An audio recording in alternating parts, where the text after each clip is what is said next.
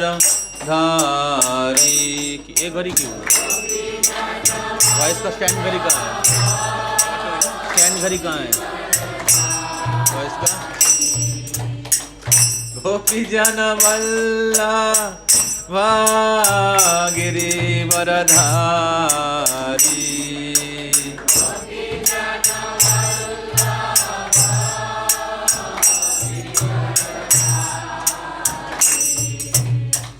गोपी जन वल्लभ गिरिवरधारी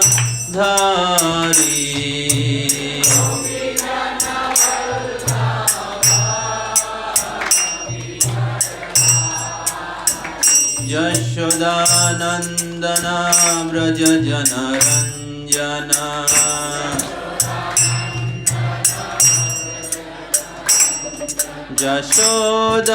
यशोदानंदना व्रज जनरंजना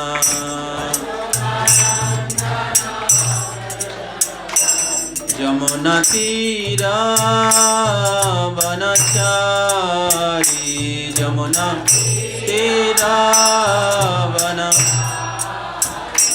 यमुना तीरा वनचारी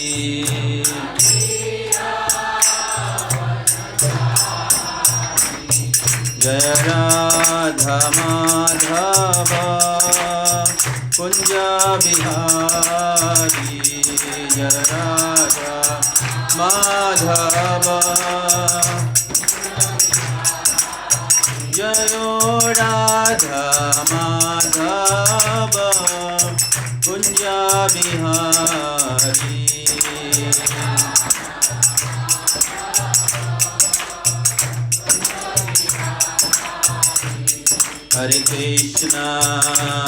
हरे कृष्णा कृष्ण कृष्ण हरे हरे हरे राम राम राम हरे हरे हरे कृष्णा कृष्ण कृष्ण हरे हरे हरे राम राम राम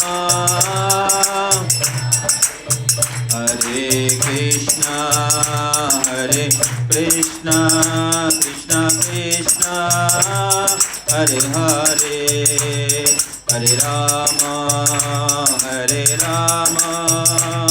राम राम हरे हरे हरे कृष्ण कृष्ण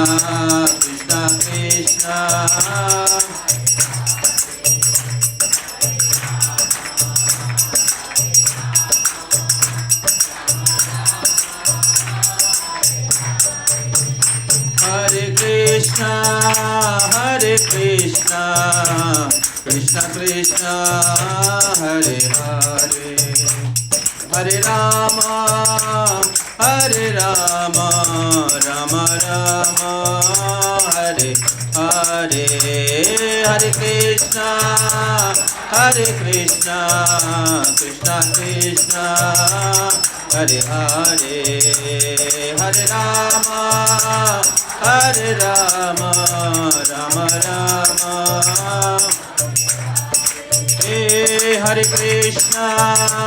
हरे कृष्ण कृष्ण कृष्ण हरे हरे हरे राम राम राम हरे हरे हरे कृष्ण कृष्ण कृष्ण हरे राम राम राम हरे कृष्ण कृष्ण कृष्ण हरे हरे हरे राम राम राम हरे हरे हरे कृष्ण कृष्ण कृष्ण हरे हरे बोलो हरे कृष्णा कृष्णा कृष्णा हरे हरे, हरे राम राम राम हरे हरे, हरे कृष्णा कृष्णा कृष्णा हरे हरे, हरे राम। जय राधा गोविंद राधे, राधा गोविंद राधा। जयो जगन्नाथ जगन्नाथ, बलदेव जय सुभद्रा। जगन्नाथ जगन्नाथ, बलदेव जय। जय गौरानिताय गौरानिताय, गौरानिताय श्री गौरानिताय, गौरानिताय गौरानिताय गौरानिताय। जय गौरानिताय गौरानिताय, गौरानिताय श्री गौरानिताय।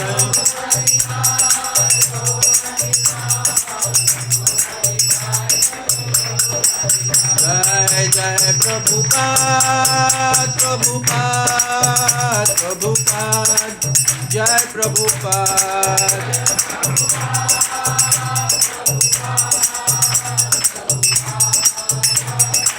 निताय गौर हरि बोल हरि बोल, हरि बोल बोल हरि बोल, गौर हरि बोल हरि बोल।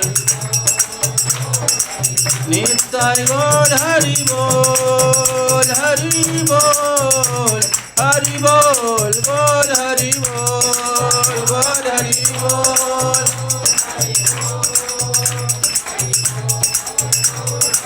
जय जय गुरुदेव गुरुदेव गुरुदेव, जय गुरुदेव जय गुरुदेव गुरुदेव। जय जय गुरुदेव गुरुदेव गुरुदेव, जय गुरुदेव जय गुरुदेव गुरुदेव।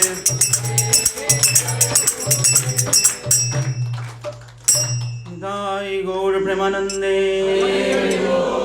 श्री हरिनाम संकीर्तन की। श्री श्री राधा गोविंद देव श्रीमन महाप्रभु, श्री जगन्नाथ बलदेव सुभद्रा महारानी की, समवेत गौर भक्त वृंद की,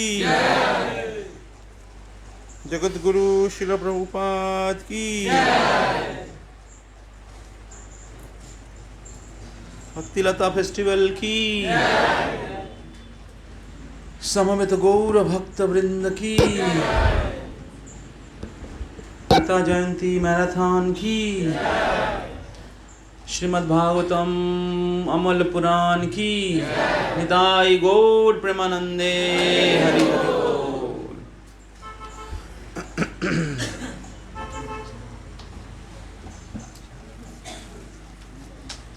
गरम लागছে बहुत।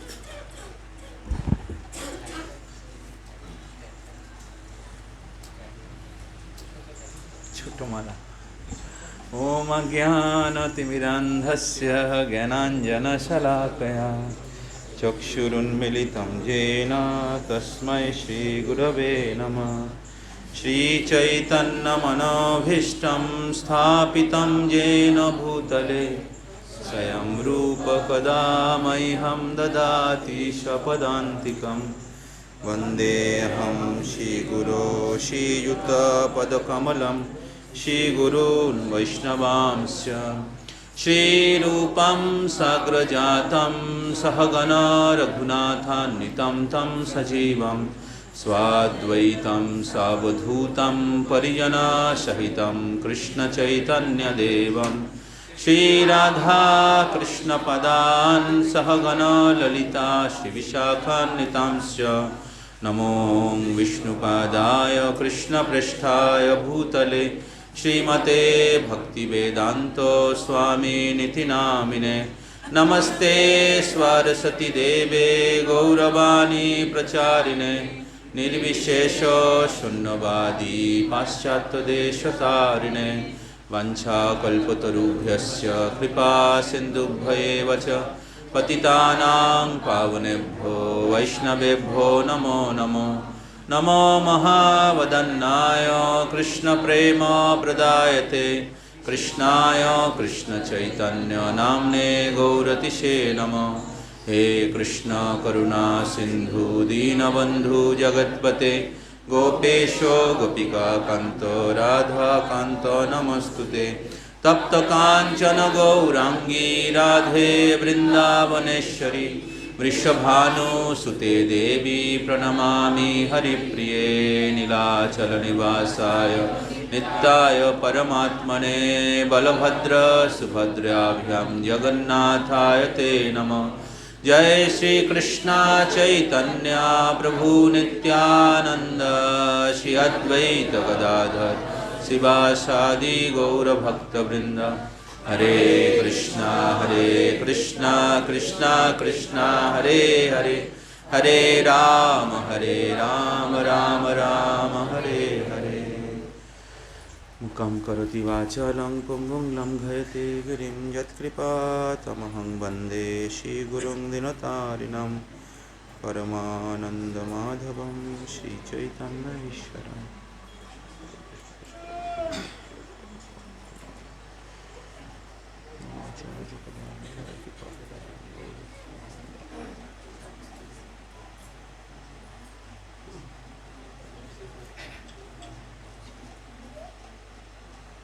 হরে কৃষ্ণ। তো আজকের এই ভক্তিলতা ফেস্টিভ্যালে, সপ্তম ভক্তিলতা ফেস্টিভ্যালে আপনাদেরকে আমি স্বাগত জানাই। আশা করি সবাই বাংলা বোঝেন। তো অনেকবার আমি দেখছি যে অল্প বাংলা, তারপর আবার হিন্দি, আবার বাংলা, আবার হিন্দি, তো এরকম জেনারেলি আমরা করি। কিন্তু এতে দেখা যাচ্ছে যে ক্লাসের যে ফ্লো বা ক্লাসের যে একটা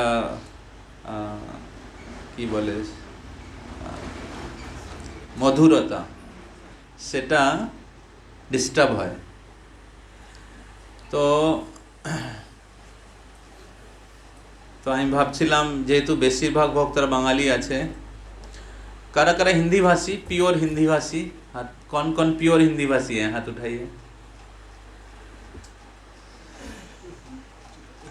बस ज़्यादा कुछ नहीं है, ठीक है।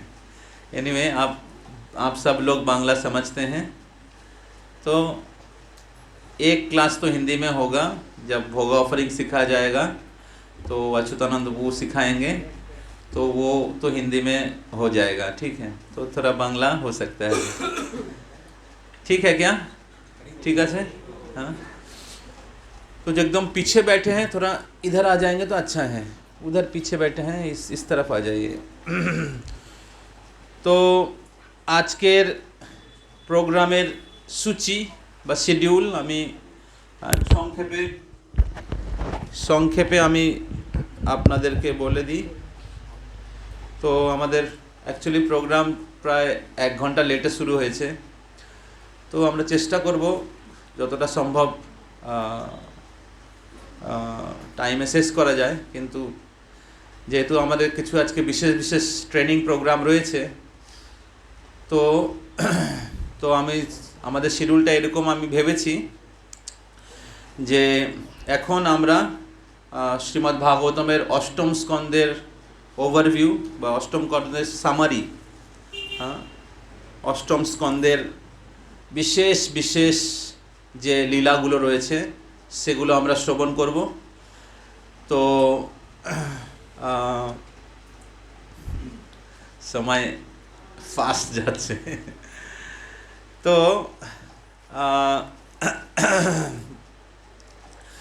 আমরা 1:30 বা 1:40 অবধি আমরা শুনবো। 1:40 থেকে 2:10 পর্যন্ত, ঠিক আছে, একটা গ্রুপ ডিসকাশন হবে। ওকে, তো 2:10-এ আমরা লাঞ্চ নেব, ঠিক আছে। আশা করি 2টোর মধ্যে প্রসাদ চলে আসবে মন্দির থেকে। 2:10 আমরা লাঞ্চ নেব। 2:10 থেকে 3:30 মধ্যে লাঞ্চ আর একটু রেস্ট আপনারা নিতে পারেন, ঠিক আছে। 3:30 সময় ড্রামা হবে, ওকে। 3:30 সময় একটা স্পেশাল ড্রামা হবে, আমাদের ভক্তরা প্রস্তুত করবে। তারপরে 4টে থেকে 4:30, 3:30 থেকে 4:30 হচ্ছে ড্রামা আর ভোগ অফারিং ট্রেনিং, কি করে বাড়িতে আপনারা ভোগ লাগাবেন, ঠিক আছে, প্রামাণিক পন্থায়। এরকম হাবিজাবি করে দিলাম বাস ভোগ লেগে গেল, এরকম নয়, ঠিক আছে। সেটা আমরা ভক্তি জীবনে আসার আগে করতাম, ঠিক আছে, কিন্তু এখন আমরা দীক্ষা নিতে যাচ্ছি বা দীক্ষা নেওয়ার জন্য প্রস্তুতি নিচ্ছি, হ্যাঁ। তো আমাকে তো সঠিক পন্থায়, প্রামাণিক পন্থায় ভোগ লাগাতে হবে, হ্যাঁ কি না, হ্যাঁ। তো আমি একবার, আমরা আগের বার যখন আমরা ইয়েতে গেছিলাম, দক্ষিণ ভারতে গেছিলাম, তো তখন আমরা প্রতিদিন আমরা মঙ্গল আরতি করি। তো আমরা কিছু সবাইকে, বিভিন্ন ভক্তদেরকে মঙ্গল আরতি করতে দিয়েছি। তো আমি দেখলাম ওখানে কিছু দীক্ষিত ভক্ত ছিল যারা আরতি কী করতে হয় জানে না, করে যাচ্ছে, বলছে না করছে, কিন্তু যেরকম করছে বোঝা যাচ্ছে যে উল্টোপাল্টা করছে। তো তাই ট্রেনিংটা কখন হওয়া উচিত, আগে না পরে? তো এখন আমরা যদি ট্রেনিং না নেই তাহলে কি করে আমরা এগিয়ে তো পারবো? হ্যাঁ, তাই আমাদের বুঝতে হবে যে এই ভক্তিলতা ফেস্টিভ্যাল, যদিও আমরা আমাদের রেগুলার ক্লাসেও আমরা ট্রেনিং দেওয়ার চেষ্টা করছি, কিন্তু সপ্তাহে একদিন কত আর আমরা 1 ঘন্টার জন্য কত আর আমরা দেব? ব্যবহারিক কিছু ট্রেনিং, তার জন্য তো একটা বিশেষ সময় প্রয়োজন, তাই না? হ্যাঁ, তো এই জন্য কিছুদিন আগে একটা ভক্ত দীক্ষা নিল, তো আমি ওর বাড়িতে গেলাম যে সব ঠিক করছে কিনা বা সব ঠিক আছে কিনা। আমি দেখলাম অনেক কিছু গণ্ডগোল আছে, হ্যাঁ, প্রায় দীক্ষাটা ক্যান্সেলই হয়ে যাচ্ছিল। কোনো রকমে আমি জিনিসগুলো ঠিক করলাম যাতে দীক্ষা হয়।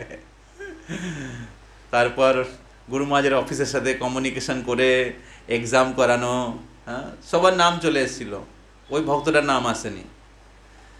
তো এই জন্য এটা খুব গুরুত্বপূর্ণ, এরকম নয় যে এটা আমার প্রয়োজন, এটা আপনাদের বা আমাদের সকলের প্রয়োজন। তো এই জন্য আমরা ব্যবহারিকভাবে ট্রেনিং আগেও দিয়েছি। আমরা আগের যে 16 রাউন্ডের ক্যাম্প হয়েছিল কোথায়, হ্যাঁ, একাচক্রধামে। তো একাচক্রধামে আমরা ট্রেনিং দিয়েছিলাম, কিসের ট্রেনিং? কিভাবে আরতি করতে হয়, ঠিক আছে, হ্যাঁ, কীভাবে আরতি করতে হয়। তো এখন আমি একটা ভক্তকে জিজ্ঞাসা করলাম, আচ্ছা কী করে আরতি করতে হয়, বলতে পারছে না। গেছিল কিন্তু একাচক্রে, কি মন্ত্র বলতে হবে, কখন কি করতে হবে, তো ওটা রেকর্ডিং করা আছে। তো যারা যারা বাড়িতে বিগ্রহ সেবা করছেন বা ডেইটি ওয়ার্শিপ আপনাকে করতেই হবে, আশ্রয় নিয়েছেন, দীক্ষা নেবেন, বিগ্রহ সেবা করতেই হবে। গৃহস্থদের জন্য তো মাস্ট, বুঝতে পারছেন, যেটা মঠবাসী তারা তো সেখানে পূজারীরা ডেইটি ওয়ার্শিপ করছে আর মন্দিরে প্রণাম করছে, তারা সব মানে সর্বদা ভগবানের সেবায় আছে বিভিন্নভাবে। তারা যদি ডাইরেক্ট ডেইটি ওয়ার্শিপ নাও করে তবুও তাদের, যদিও করছে তারা ডাইরেক্ট ইনডাইরেক্ট, কিন্তু যারা গৃহস্থ আছে মানে ডেইটি ওয়ার্শিপ মাস্ট, বুঝতে পারছেন, নাহলে শুদ্ধিকরণ হবে না। তো সেই আরতির প্রক্রিয়াটা আপনারা ভালো করে আবার শুনুন। তো আজকে আমরা ভোগ অফারিং শেখাবো 3:30 থেকে 4:30। প্রথমে ড্রামা হবে এবং ড্রামার পরে ভোগ অফারিং। তারপর 4:30 থেকে 5:30 আমরা এই গ্রন্থ বিতরণের প্রয়োজনীয়তা এবং এইবার গীতা ম্যারাথনের কি অফার রয়েছে এবং কি করে আপনি অন্যকে ভাগবত গীতা বিতরণ কি বলবেন, কি করে কনভিন্স করবেন, ঠিক আছে। তো তার উপরে আমরা কিছু আলোচনা করব এবং আপনারা সবাই কিছু কিছু বই নিয়ে যাবেন। বিশেষ করে গ্রুপ ওয়াইজ আমি চাইব তো আমরা এবার কিছু কম্পিটিশান রাখছি আপনাদের জন্য বিভিন্ন গ্রুপ ওয়াইজ, কোন গ্রুপ কত বেশি গ্রন্থ বিতরণ করতে পারে, ইন্ডিভিজুয়াল আর কি বলে গ্রুপ ওয়াইজ। তো আমরা চেষ্টা করব 5:30 যেন শেষ হয়, ঠিক আছে? তো 1-2 জন ভক্তকে আগে যেতে হবে যারা আমাকে আগে থেকে বলেছে, কিন্তু আশা করব আমরা বাকি সবাই 5:30 অবধি থাকবেন, ঠিক আছে? তো এটা হচ্ছে আজকের প্রোগ্রামের নর্ম মানে বোঝেন, হ্যাঁ, নিয়ম, ঠিক আছে? তো আমি রিসেন্টলি একটা কোর্স করছি, ওটা টিচার ট্রেনিং কোর্স, আমাদের Mayapur institute of higher education থেকে করাচ্ছে। তো ওখানে রুল আছে, যদি এই নিয়মগুলো ফলো করবেন তাহলেই কোর্সে জয়েন করুন, না হলে যেতে পারেন। তো আপনাদের মধ্যে কারা 5:30 অবধি থাকার জন্য রেডি আছে, পুরো ট্রেনিং প্রোগ্রাম অ্যাটেন্ড করার জন্য রেডি আছে? কারা রেডি নেই? কাদের প্রবলেম আছে?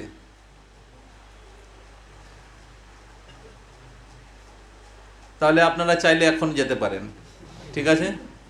কারণ আমরা আগে থেকে রেজিস্ট্রেশন করেছি, আগে থেকে টাইম ছিল হচ্ছে 5টা অবধি, ঠিক আছে? এখন আপনারা এসছেন 1 ঘন্টা লেট, আর আমি শেষ করছি আধা ঘন্টা লেট। 1 ঘন্টা লেট না, অফিসিয়াল টাইম, ঠিক আছে? তো দুজন ভক্ত যারা আছে, আমি তাদের নাম নেব না, তারা আগে থেকে রিকোয়েস্ট করেছিল, যদিও তাদেরকে অ্যাডজাস্ট করা উচিত ছিল। তো কারণ এটা আমাদের ব্যক্তিগত প্রয়োজন, আমাদের আধ্যাত্মিক প্রয়োজন। তো সেটা যদি আপনারা সময় না দেন, যেরকম কিছু ভক্ত আছেন যেন মাসে আপনারা অফলাইন ক্লাসে আসতে পারছেন না, তো যখন এরকম কোনো প্রোগ্রাম হবে তখন তো এই সুযোগটা আপনাদেরকে নিতে হবে, তাই না? তো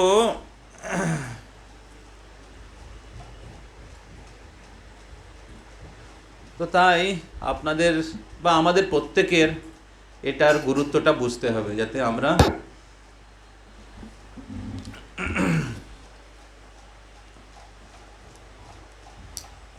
তো আমি যার উপরে বলার জন্য আজকে পরিকল্পনা করেছিলাম, তো সেটা বলার জন্য খুব কমই সময় আছে।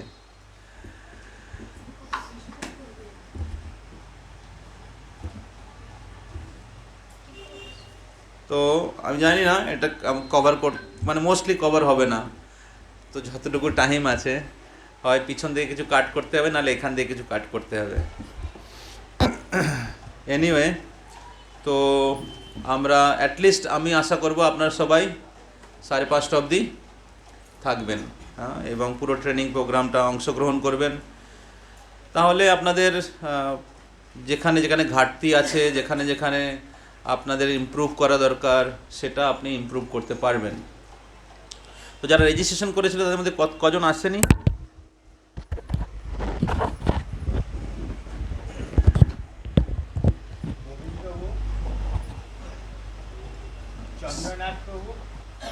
সেক্টর 5-এর ভক্তরা আসেনি, সেক্টর 5 মাতাজিরা।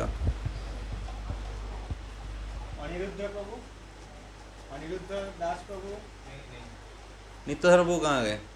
सेक्टर 5 का डिवोटीज अनिमा माताजी, सिप्का माताजी, मौसमी माताजी, छाया माताजी, झुमा माताजी तो लाने के लिए हार्दिक सिंह प्रभु नहीं आएंगे, बलराम सरदार प्रभु नीचे, प्रीतम प्रभु साक्षी माताजी। ओके, आगे चलते हैं, स्लाइड शुरू करते हैं। ओम नमो भगवते वासुदेवाय, ओम नमो भगवते वासुदेवाय,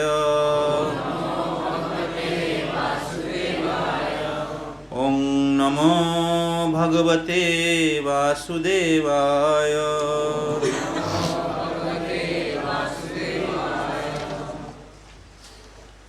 स्लाइड लैपटॉप दे दो।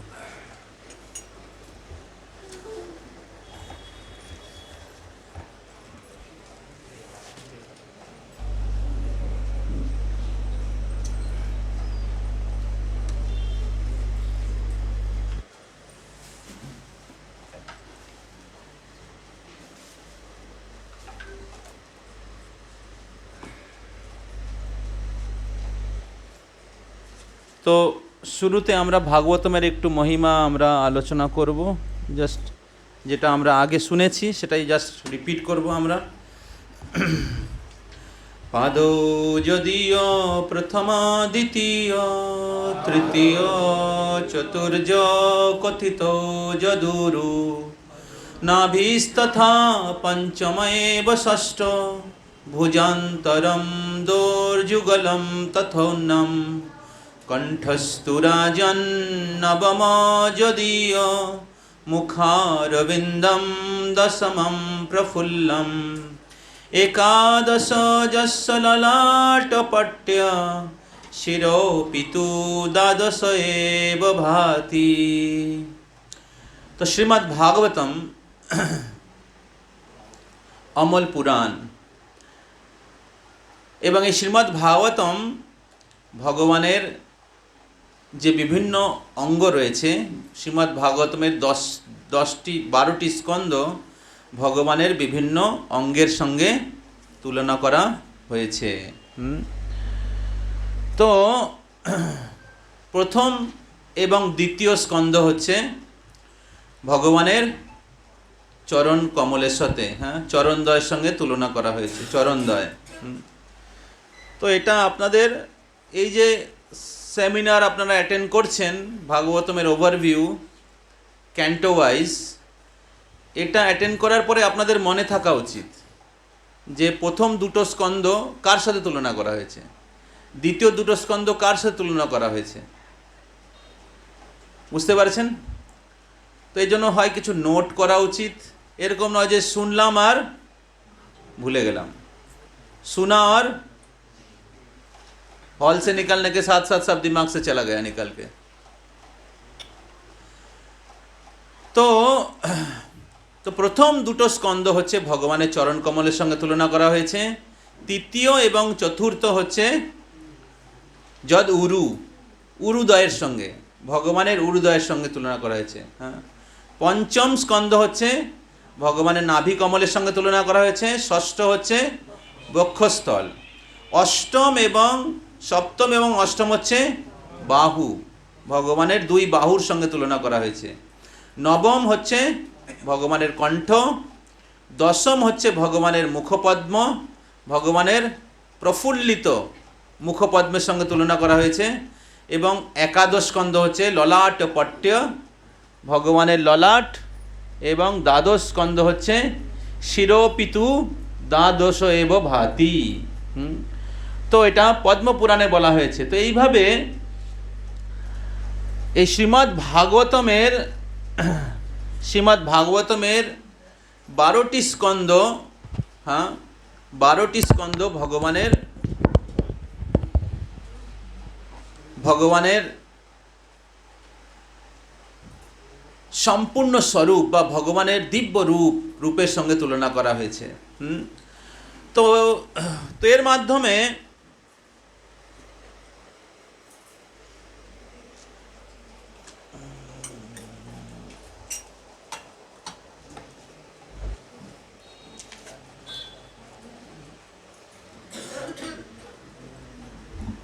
কেউ কথা বলবেন না, যারা এখন এলেন শান্তি বজায় রাখবেন।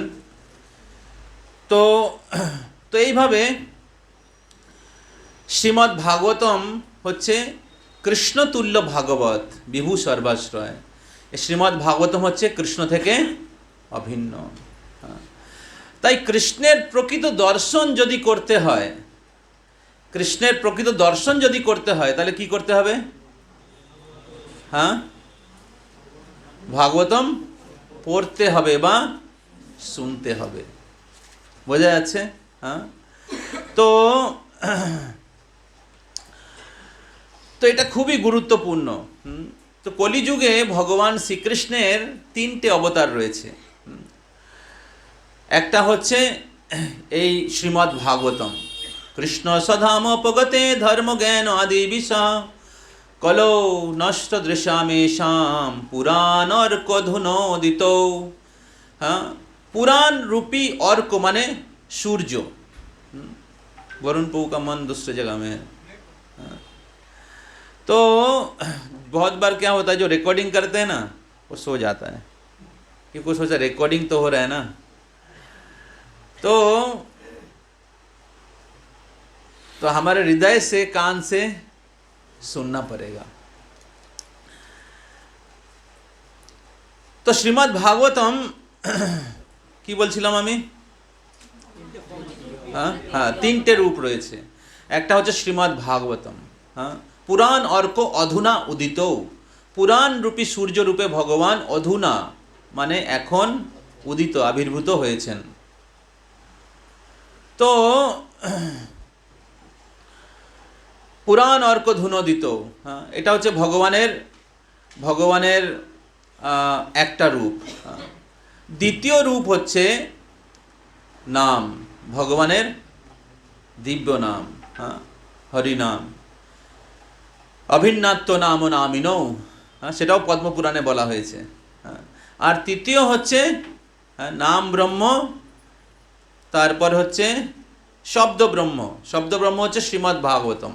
হ্যাঁ, আর হচ্ছে দারু ব্রহ্ম, হ্যাঁ, হচ্ছে শ্রী বিগ্রহ জগন্নাথ। হ্যাঁ, তো এইভাবে ভগবানের তিনটে প্রকাশ রয়েছে, এবং এই তিন প্রকাশের আশ্রয় যদি আমরা নেই, তাহলে এই কলিযুগের প্রভাব থেকে বা এই জন্ম মৃত্যু চক্র থেকে আমরা মুক্ত হতে পারবো। তো এইভাবে শ্রীমদ্ ভাগবতমের 12টি স্কন্দ ভগবানের দিব্য অঙ্গের সঙ্গে, বিভিন্ন অঙ্গের সাথে, চরণ কমল থেকে ভগবানের মস্তক পর্যন্ত, তার মানে প্রথম স্কন্দ থেকে দ্বাদশ স্কন্দ হচ্ছে সম্পূর্ণ ভগবানের রূপ। বোঝা যাচ্ছে? তাই ভগবানকে যদি সত্যি সত্যি দর্শন করতে হয়, ভাগবতম পড়তে হবে। হ্যাঁ, তাই যারা ভাগবতম নিয়েছেন, হ্যাঁ, তারা আশা করি পড়া শুরু করেছেন। আর যাদের ভাগবতম নেই, তারা ভাগবতম সংগ্রহ করুন, হ্যাঁ, অথবা প্রথম স্কন্দ পড়া শুরু করুন। গীতা পড়েছেন, ভাগবতম পড়ুন, বা গীতার সাথে সাথে ভাগবতম পড়ুন। এবার সবাই বলুন, তমাদিদেবম করুণানিধানম, তমালবর্ণম সুহৃদাবতারম, অপার সংসার সমুদ্র সেতু, ভজামহে ভাগবত স্বরূপম। তো এখানে পদ্মপুরাণের শ্রীমদ্ ভাগবতমের গুণকীর্তন করে, হ্যাঁ, বলা হচ্ছে যে এই শ্রীমদ্ ভাগবতম হচ্ছে ভগবানের করুণার অবতার। করুণা করে ভগবান এই শ্রীমদ্ ভাগবতম রূপে আবির্ভূত হয়েছেন। এই কলৌ নষ্ট দৃশামিশম, কলিযুগের মানুষ যারা নষ্ট দৃশা, যারা দৃষ্টি হারিয়ে ফেলেছেন, যারা অজ্ঞানের অন্ধকারে, তারা, হ্যাঁ, এই জন্ম মৃত্যু চক্রে, সংসার সমুদ্রে যারা হাবুডুবু খাচ্ছেন বা দুঃখ কষ্ট ভোগ করছেন, তাদেরকে উদ্ধার করার জন্য সমুদ্র সেতুম, একটি সেতুর মতো। হরি বল। তো শ্রীমদ্ ভাগবতম হচ্ছে সেতু, অপার সংসার সমুদ্র সেতুম ভজামহে, আমি সেই ভাগবতমের ভজনা করি, হ্যাঁ, যেটা হচ্ছে এই ভবসাগর পার করার জন্য সেতু। বোঝা যাচ্ছে? হ্যাঁ, তাই এই জড় জগতের কেন্দ্রবিন্দু হচ্ছে ম্যাটেরিয়াল সাউন্ড ভাইব্রেশন, জড় জাগতিক কথা বা গ্রাম্য কথা। তাই এই জড় জগৎ থেকে আধ্যাত্মিক জগতে যদি ট্রান্সফার হতে হয়, তাহলে আমাদের কৃষ্ণ কথা শ্রবণ করতে হবে। হ্যাঁ, তাই সেই শ্রীমদ্ ভাগবতম হচ্ছে ভগবানের দিব্য লীলা সমন্বিত একটি দিব্য গ্রন্থ, হ্যাঁ, যেটা আমাদেরকে এই জড় জগৎ থেকে চিন্ময় জগতে নিয়ে যেতে পারে।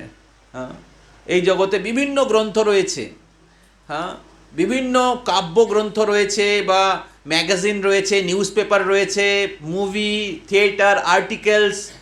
একে বলা হয়েছে তম বায়সম তীর্থ উশন্তি মানসা। বায়সম তীর্থ মানে কাকের স্থান, হ্যাঁ, কাক সদৃশ লোকেরা যেখানে আনন্দ উপভোগ করে, হ্যাঁ, সেটা হচ্ছে এই জড়জাগতিক কাব্যগ্রন্থ যেখানে ভগবানের কোনো গুণকীর্তন করা হয়নি।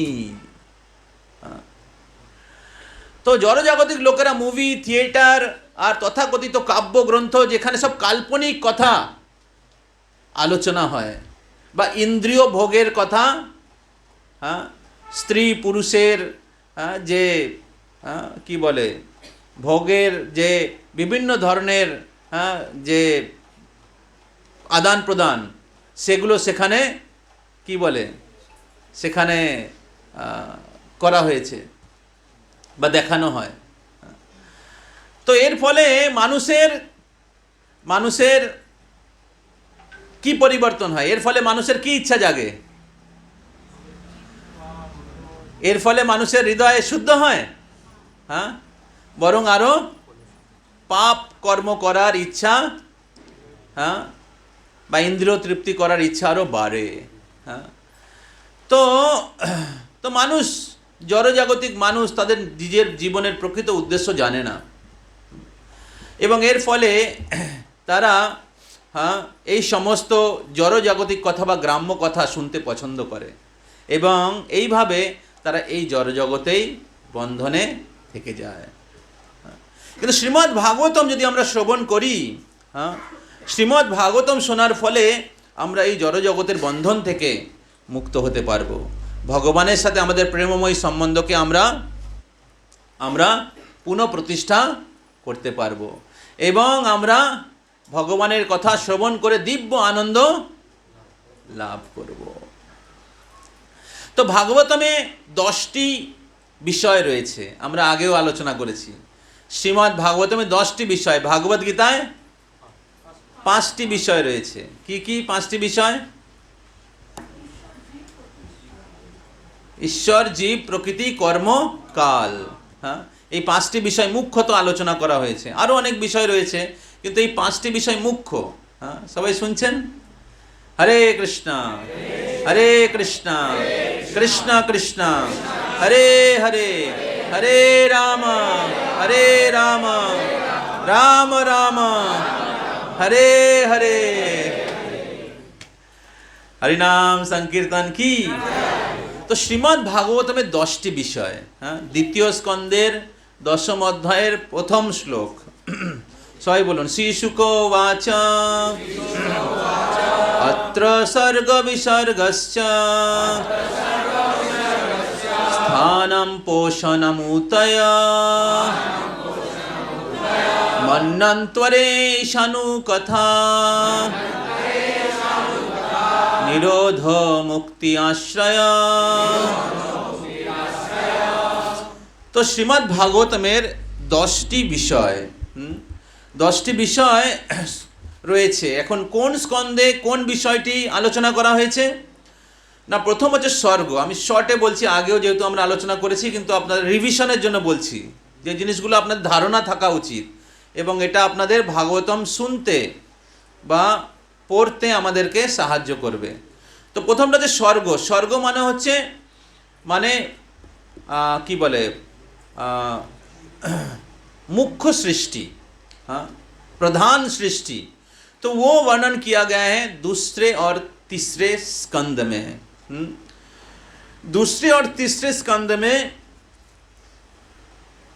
प्रधान सृष्टि या मुख्य सृष्टि जो भगवान के द्वारा हुआ है उसको कहते हैं स्वर्ग।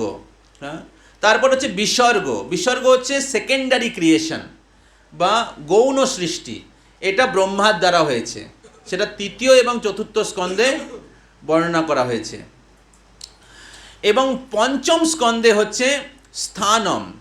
স্থানম মানে হচ্ছে এই বিভিন্ন যে গ্রহ নক্ষত্র রয়েছে, বিভিন্ন যে লোক রয়েছে, এবং সেই লোকে কারা বাস করে। তো কোন গ্রহে বা কোন লোকে, যেরকম আমরা কি বলে ভূলোকে রয়েছি, এর ওপরে 7টা লোক আছে, নিচে 6টা লোক রয়েছে, উপরে 6টা লোক, নিচে 7টা লোক রয়েছে, এভাবে 14 ভুবন রয়েছে এই ব্রহ্মাণ্ড।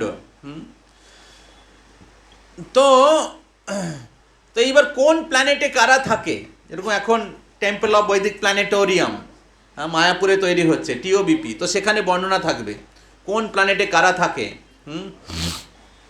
এবং এই জড়জগতের ঊর্ধ্বে আধ্যাত্মিক জগৎ, হ্যাঁ, এবং সেই আধ্যাত্মিক জগতের বিভিন্ন লোক রয়েছে, কোন লোকে ভগবানের কোন অবতার থাকে, হ্যাঁ, এবং নবদ্বীপ ধামের স্থিতি কোথায়, চৈতন্য মহাপুরুষ স্থিতি কোথায়, হ্যাঁ, সেগুলো সব কিছু বর্ণনা করা হবে। তো এইভাবে স্থানম মানে হচ্ছে বিভিন্ন প্ল্যানেট সম্পর্কে, সৃষ্টিতত্ত্ব সম্পর্কে বর্ণনা করা হয়েছে পঞ্চম স্কন্ধে। ষষ্ঠ স্কন্ধ হচ্ছে পোষণম। পোষণম হচ্ছে ভগবান কিভাবে তার ভক্তদেরকে পালন করে, হ্যাঁ, ভগবানের শরণাগত হলে কিভাবে ভগবান তাকে পালন করে, হ্যাঁ, সেটা হচ্ছে পোষণম। তো পোষণম, হ্যাঁ, ষষ্ঠ স্কন্ধ কার সাথে তুলনা করা হয়েছে? ষষ্ঠ স্কন্ধ কার সাথে? না, সেটা তো বিষয়। ভগবানের কোন অঙ্গের সঙ্গে তুলনা করা হয়েছে? হ্যাঁ, বক্ষস্থল, হৃদয়। বোঝা যাচ্ছে? তাই ভগবানের হৃদয়টা কি? ভগবানের হৃদয়টা হচ্ছে পোষণম। পোষণম মানে তিনি তার ভক্তদেরকে পালন করে। তাই ষষ্ঠ স্কন্ধে 5 টাইম আসছে অজামিলের।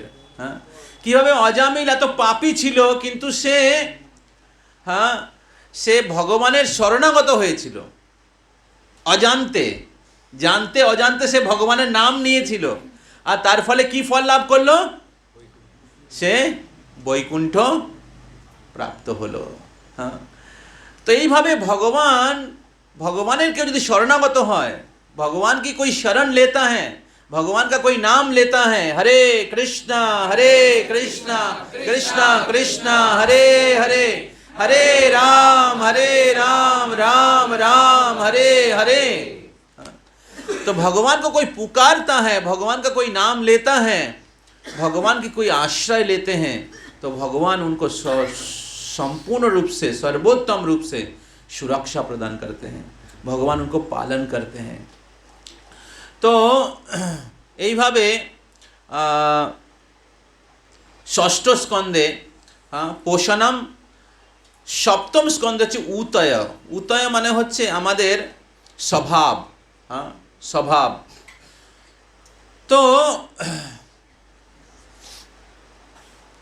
तो सप्तम स्कंदे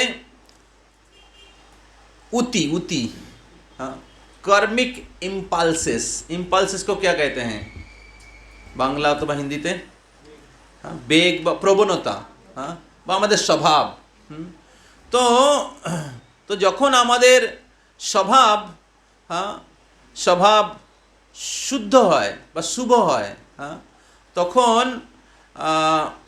তখন তাকে দৈবী গুণ বলে। আর যখন আমাদের স্বভাবটা অশুভ বা আসুরিক হয়, তাকে আসুরিক গুণ বলে। তো এখানে এই সপ্তম স্কন্ধে দেবতা এবং অসুর, অর্থাৎ এই কশ্যপ মুনির যে দুই পত্নী, দিতি আর অদিতি, তার থেকে 2 রকম সন্তান উৎপন্ন হয়। অদিতি থেকে আদিত্য বা দেবতারা, আর দিতি থেকে দৈত্য। তো দৈবী গুণ, আসুরি গুণ, দেবতা এবং অসুরদের মধ্যে পার্থক্য কী, তো সেই সম্পর্কে আলোচনা হয়েছে।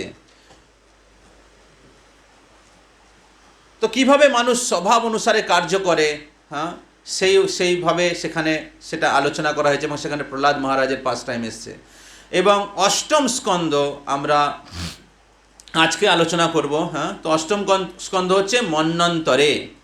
তো এই মন্বন্তরে মানে বিভিন্ন মনু রাজত্বকাল সম্পর্কে বর্ণনা করা হবে, এবং সেই মনুর রাজত্বকালে ভগবানের যে বিভিন্ন অবতারেরা আবির্ভূত হয়েছেন, সেই অবতারদের বিভিন্ন লীলা এই অষ্টম স্কন্ধে আলোচনা হয়েছে। মন্বন্তরে ঈশানু কথা, নবম স্কন্ধে হচ্ছে ঈশানু কথা, অর্থাৎ ঈশ্বরের বিভিন্ন লীলা সেখানে বর্ণনা করা হয়েছে, বিশেষ করে ভগবান শ্রীকৃষ্ণ এবং ভগবান শ্রীরামচন্দ্রের হ্যাঁ, বিভিন্ন লীলা অষ্টম স্কন্ধে আলোচনা করা হয়েছে। নবম স্কন্ধে এবং দশম স্কন্ধ হচ্ছে আশ্রয়। হ্যাঁ, দশম স্কন্ধ হচ্ছে আশ্রয়, সেখানে ভগবান শ্রীকৃষ্ণ যিনি হচ্ছেন সমস্ত অবতারদের উৎস, হ্যাঁ, সমস্ত অবতারদের উৎস, তার লীলা রয়েছে। হ্যাঁ, বিশেষ করে বৃন্দাবন লীলা, দ্বারকা লীলা এবং মথুরা লীলা। তো শ্রীমদ্ ভাগবতে বলা হয়েছে এতে চাংশ কলা পুংস কৃষ্ণস্তু ভগবান স্বয়ং। হ্যাঁ, তো ভগবানের বিভিন্ন অবতাররা রয়েছেন, কিন্তু কৃষ্ণ হচ্ছেন স্বয়ং ভগবান। হ্যাঁ, অর্থাৎ তিনি সমস্ত অবতারদের উৎস। তাই এই দশম স্কন্ধে, হ্যাঁ, দশম স্কন্ধে ভগবান শ্রীকৃষ্ণের লীলা আসছে। হ্যাঁ, এই দশম স্কন্ধ কার সঙ্গে তুলনা করা হয়েছে? ভগবানের প্রফুল্লিত মুখমণ্ডলের সঙ্গে তুলনা করা হয়েছে। হ্যাঁ, তো তাই দশম স্কন্ধ হচ্ছে ভগবানের ফেস। হ্যাঁ, ভগবানের ফেস। আর সেই ভগবানটা কে? কৃষ্ণস্তু ভগবান স্বয়ং। আর হ্যাঁ, বাকি সমস্ত অবতারেরা হচ্ছে কৃষ্ণের অংশ এবং কলা। এটা হচ্ছে শ্রীমদ্ ভাগবতমের পরিভাষ্য সূত্র। ভাগবতমের পরিভাষ্য সূত্র হচ্ছে এই শ্লোকটা। এই শ্লোকের উপর ভিত্তি করে পুরো ভাগবতমের সার বোঝা যাবে। বোঝা যাচ্ছে তো? ভাগবতমের প্রথম স্কন্ধ থেকে দ্বাদশ স্কন্ধ বিভিন্ন অবতারদের কাহিনী আসছে, কিন্তু এই সমস্ত অবতাররা কে? কৃষ্ণের অংশ এবং কলা। এতে চাংশ কলা পুংস কৃষ্ণস্তু ভগবান স্বয়ং। ভগবান আর স্বয়ং ভগবানের মধ্যে পার্থক্য কি? ভগবান আর স্বয়ং ভগবানের মধ্যে পার্থক্য কি? কে বলবে? कौन बताएगा? हाँ, स्वयं भगवान मतलब? हाँ, स्वयं भगवान मतलब जो सभी भगवान का स्रोत है, मतलब अवतारी मतलब जिनसे सभी अवतार आते हैं। और भगवान मतलब अवतार, विष्णु अवतार, राम वराह नृसिंह कूर्म वामन, जितने भी अवतार हैं पहले स्कंद से लेके 9वां स्कंद तक चर्चा किया गया है। प्रथम स्कंद থেকে নবম স্কন্ধে বিভিন্ন ভগবানের অবতারদের কথা আলোচনা করা হয়েছে। হ্যাঁ, এবং এই সমস্ত অবতারেরা হচ্ছে কৃষ্ণের অংশ এবং কলা। হ্যাঁ, তাই কৃষ্ণের বৃন্দাবন লীলা আমরা তখনই বুঝতে পারবো যখন আমরা প্রথম স্কন্ধ থেকে নবম স্কন্ধ ঠিক পড়ব। পরে আমরা এটা বুঝতে পারবো যে এই সমস্ত অবতারেরা কৃষ্ণ থেকে এসছে।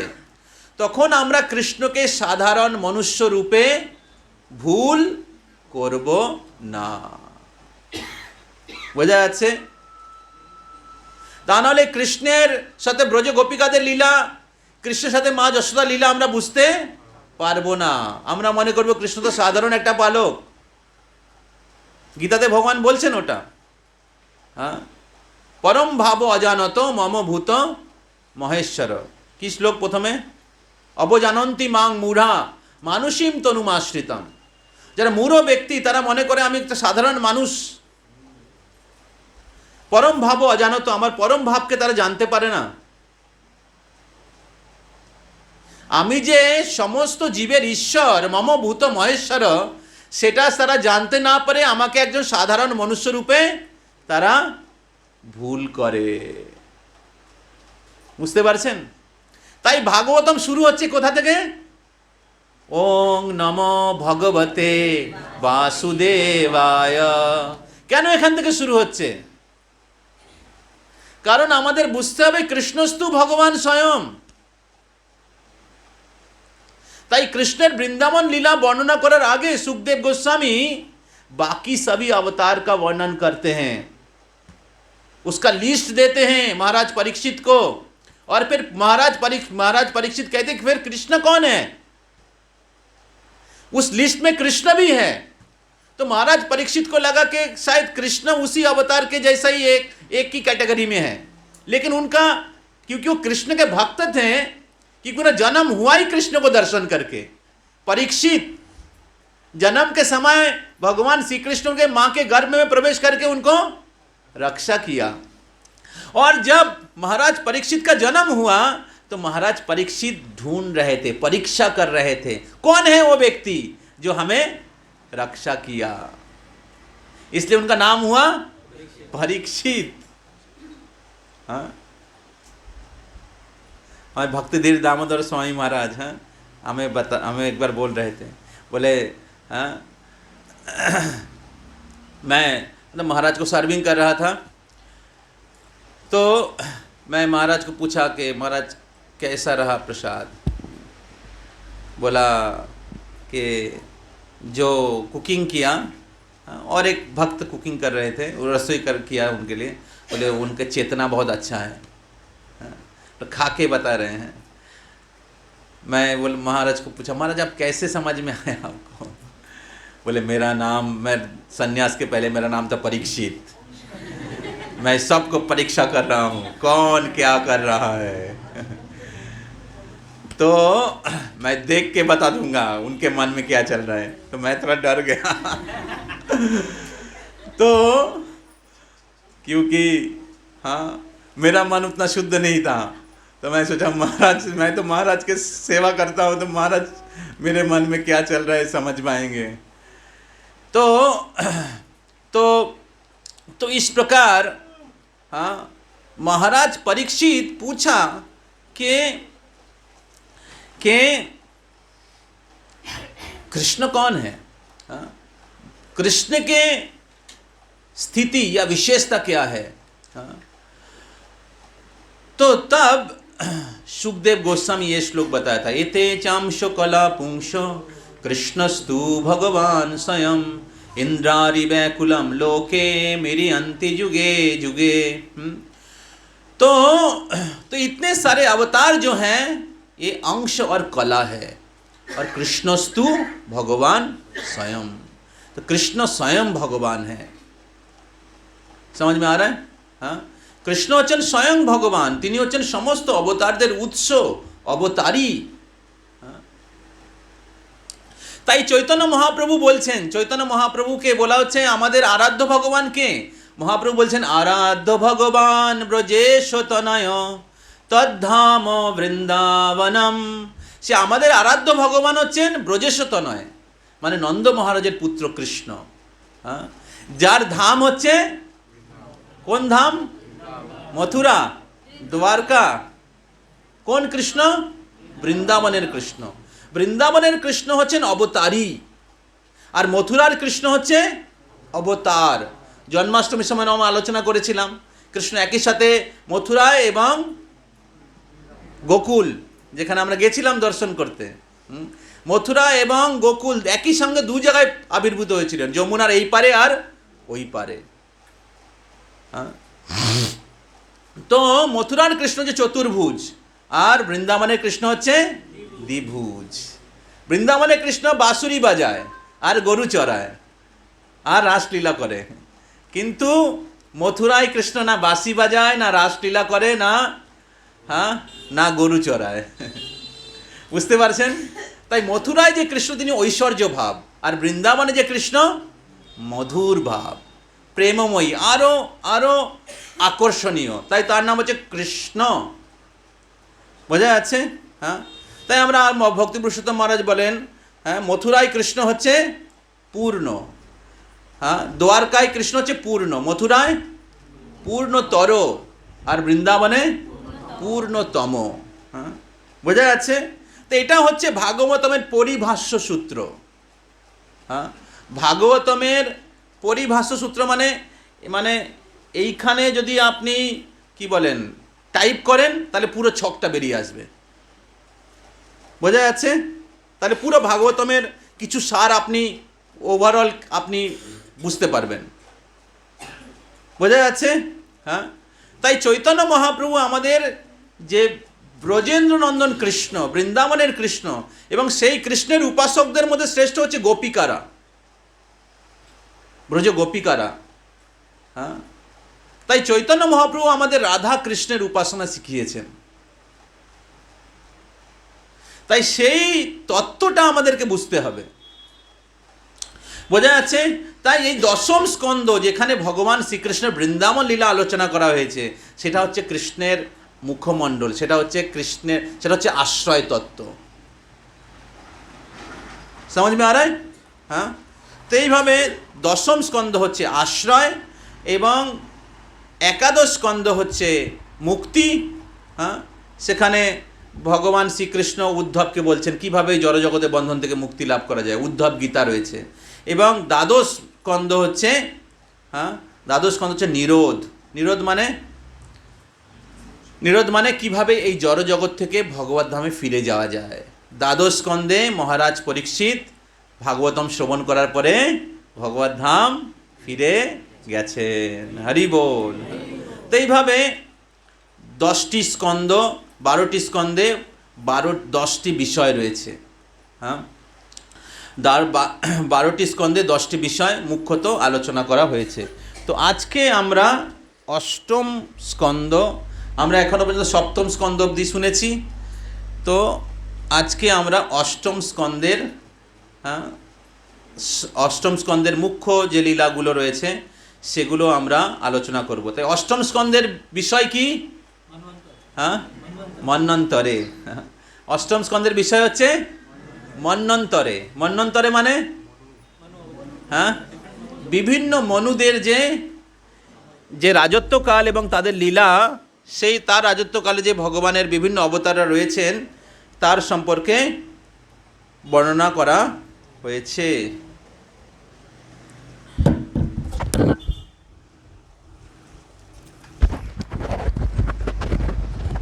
তো এখন ব্রহ্মার একদিনে কতজন মনু আসে? হ্যাঁ, ব্রহ্মার একদিনে, আচ্ছা ব্রহ্মার একদিন কত সময় হয়?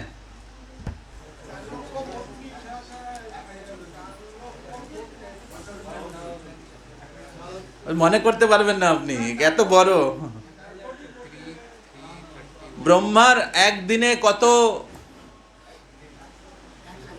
एक दिन किस कैसे होता है?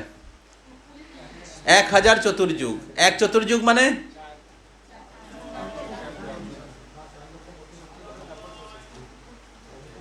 भागवत गीताते आछे सहस्रयुग पर्यन्तम। हाँ, श्लोक निकालो। सहस्रयुग पर्यन्तम जद अहम, हाँ ऐसा श्लोक है। সেখানে ভগবান বলছেন যে ব্রহ্মার सहस्र युग बाचे। हाँ,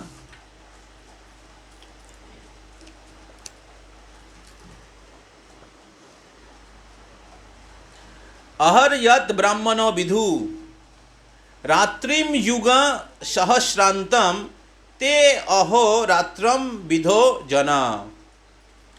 By human calculation, 1000 age taken together from the duration of Brahma's one day. And such also is the duration of his night. তো ব্রহ্মার একদিন হয় 1000 চতুর্যুগে, আর আবার এরকমই 1000 চতুর্যুগে ব্রহ্মার রাত্রি হয়, মানে 12 ঘন্টা মানে 1000 চতুর্যুগ। তো এক চতুর্যুগ মানে সত্য, ত্রেতা, দাপর আর কলি, এই 4টে যুগের আয়ুষ্কালকে যদি এক করা হয় তাহলে এক চতুর্যুগ। তো এখন কলিযুগের আয়ুর কত? 4,32,000। ত্রেতা যুগের, দাপর যুগের, তাকে 2 দিয়ে গুণ করলে দাপর যুগ, তাকে 2 দিয়ে গুণ করলে ত্রেতা যুগ, তাকে 2 দিয়ে গুণ করলে সত্য যুগ। এবার 4টে যুগকে এক করলে এক চতুর্যুগ। বুঝতে পারছেন? এক চতুর্যুগে ব্রহ্মার কত সময় হলো? 12 ঘন্টা। বুঝতে পারছেন? এরকম আরো 12 ঘন্টায় ব্রহ্মার রাত্রি হবে। তার মানে 2000 চতুর্যুগে একদিন। এরকম 30 দিনে ব্রহ্মার 1 মাস হয়, আর এরকম 12 মাসে ব্রহ্মার 1 বছর হয়, আর এরকম 100 বছর ব্রহ্মা বাঁচে। বুঝতে পারছেন? আর এই যে ব্রহ্মার 100 বছর, এটা হচ্ছে ভগবান বিষ্ণুর একটা শ্বাস ছাড়া। বুঝতে পারছেন? ভগবান বিষ্ণু শ্বাস ছাড়বে তো ব্রহ্মার 100 বছর হয়ে যাবে। আর মানে যখন শ্বাস ছাড়লে যখন শ্বাস নেবে তখন ব্রহ্মার 100 বছর হয়ে গেল। বুঝতে পারছেন? হ্যাঁ। তাই যত নিম্ন লোকে বা নিম্ন জনিতে যাওয়া হয় তত আয়ুষ্কাল কমে যায়, আর যত উচ্চ লোকে যাবে বা উচ্চ শরীর প্রাপ্ত হবে তত আয়ু বড়, অর্থাৎ কালের প্রভাব কম। আর আধ্যাত্মিক জগতে সেখানে কোনো কালের প্রভাব নেই, সেখানে জীবন হচ্ছে শাশ্বত সনাতন। ন তত্রাপি সময়, সেখানে সময়ের কোনো প্রভাব নেই। বোঝা যাচ্ছে? এখন ব্রহ্মার একদিনে 1000 চতুর্যুগ হয়। হ্যাঁ, এই 1000 চতুর্যুগে ব্রহ্মার একদিন হয়, হ্যাঁ, মানে 12 ঘন্টা। এই 12 ঘন্টায় বা একদিনে 14 জন মনু রাজত্ব করে। বোঝা যাচ্ছে? তাই 14 জন মনুকে 1000 দিয়ে ভাগ করলে কত হয়? 71 হবে, 71-এর কাছাকাছি। তাই 71 কি বলে চতুর্যুগ, 71 চতুর্যুগ হচ্ছে একটা মনুর রাজত্বকাল। এক একটা মনু 71 চতুর্যুগ রাজত্ব করে। এবং এই যখন 71 চতুর্যুগ হয়ে যাবে তখন মনু চেঞ্জ হবে। ঠিক আছে? মনু চেঞ্জ হলে ইন্দ্র চেঞ্জ হবে, অষ্টবসু চেঞ্জ হবে, বরুণ চেঞ্জ হবে, চন্দ্র, যত মানে বিভিন্ন যারা দেবতারা রয়েছে সব তারা পরিবর্তন হয়। বোঝা যাচ্ছে? তো দেবতার একটা পোস্ট, ইন্দ্র একটা পোস্ট। হ্যাঁ, এখন যে ইন্দ্র রয়েছে তার নাম হচ্ছে পুরন্দর। হ্যাঁ, মনুও চেঞ্জ হবে। তো এই মনু হচ্ছে ভগবানের শ্রেষ্ঠ ব্যক্তি, তাই তাকে মনু বলা হয়, একজন আদর্শ ব্যক্তি। এই মনু থেকে এসছে মনুষ্য। এই যে মনুষ্য জাতি আমরা, এরা কার থেকে এসছে? মনু থেকে। আর এই মনু তার নিজের জীবন থেকে শিখিয়েছে কিভাবে মানুষদের জীবনযাপন করা উচিত। বোঝা যাচ্ছে? हम सभी मनुष्य को कैसे जीना चाहिए वो मनु अपने जीवन से सिखाया है। इसलिए 12 महाजन में एक है मनु। स्वयंभू नारदो शंभु कुमारो कपिलो मनु प्रह्लादो जनको भीष्म बलिर वया सखी अयम। अयम मतलब যমরাজ। যমরাজ বলছেন 12 জন মহাজন রয়েছে, আচার্য রয়েছে। এই বৈদিক শাস্ত্রের 12 জন আচার্য রয়েছে। স্বয়ম্ভু মানে ব্রহ্মা, নারদ, শম্ভু শিবজি, কুমার চতুষ্কুমার, কপিল দেব, ভগবান কপিল দেব, ওই ক্রিকেটার কপিল দেব না।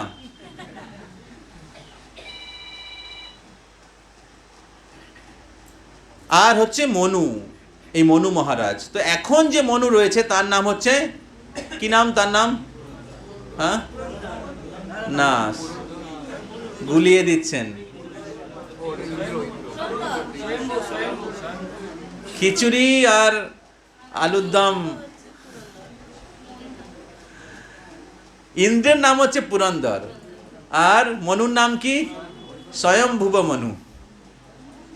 হ্যাঁ, আগের মনুর নাম কি?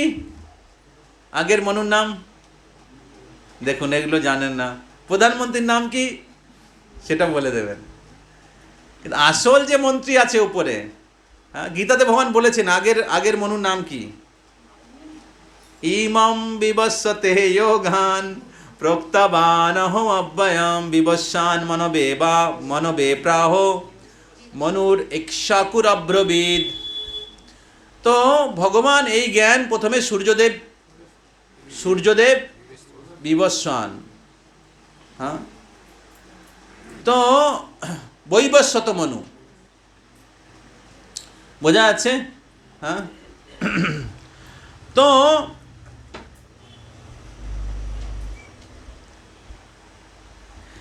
এখন যখন মনু আবির্ভূত হয় তো মনুর সাথে আরো 5 জন শ্রেষ্ঠ ব্যক্তি আবির্ভূত হয়। তো মনুর সাথে আরো 5 জন, মানে মনু নিয়ে 6 জন শ্রেষ্ঠ ব্যক্তি আবির্ভূত হন। প্রথম হচ্ছে মনু, ঠিক আছে। তারপর হচ্ছে বিভিন্ন দেবতারা, যারা এই পুরো ইউনিভার্সাল অ্যাফেয়ার কি বলে এটাকে যারা পরিচালনা করবে, হ্যাঁ, ইন্দ্র বা চন্দ্র বা বরুণ বা বিভিন্ন যে দেবতারা রয়েছে তারা আবির্ভূত হন। তো মনু তার সাথে দেবতারা, দেবতাদের মধ্যে যে হেড ইন্দ্র তিনি আবির্ভূত হন, এবং মনুর পুত্ররা, যারা মনুর পরবর্তীতে এই শাসনভার তাদের সাহায্য করেন। 4 নম্বর, 5 নম্বর হচ্ছে মহান মুনি ঋষিরা আবির্ভূত হন, এবং 6 নম্বর হচ্ছে মন্বন্তরে ভগবানের যে বিভিন্ন অবতারেরা, তারা আবির্ভূত হন। বোঝা যাচ্ছে 6 জন কে কে? প্রথম কে? মনু। তারপর 5 জন শ্রেষ্ঠ ব্যক্তি কে কে? হ্যাঁ, দেবতারা 2 নম্বর। 3 নম্বর, হ্যাঁ, মনুপুত্ররা। 4 নম্বর, মুনি ঋষি। 5 নম্বর, অবতার। 6 বাদ পড়লো কে? কে বাদ পড়লো? কে बात पढ़ लो? कौन छूट गया? अच्युतानंद प्रभु सुन नहीं रहे क्या? बांग्ला नहीं समझ में आ रहा है? देवताओं का जो हेड है इंद्र, समझ में आ रहा है? तो ये 6 प्रकार, देखिए इधर 6 प्रकार व्यक्ति का इधर लिस्ट दिया गया है, ठीक है। तो हमें तो लिस्ट तो चर्चा करने का टाइम नहीं है, थोड़ा सा हम लोग इसके बारे में चर्चा करेंगे। तो